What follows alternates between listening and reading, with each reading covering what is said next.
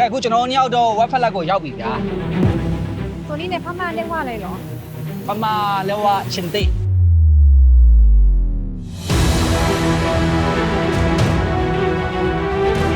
โอ้ကျွန်တော်ကဘာကြီးကိုကျွန်တော်ပြပြလူလက်လာလေးတခုရှိရခဏလေးကျွန်တော်တို့ဘယ်သွားပြီးတော့ဘာတွေကိုကျွေးမလဲဆိုတာတော့ချင်းမိုင်လေးပေါ်မှာပဲပြီးပြီပါ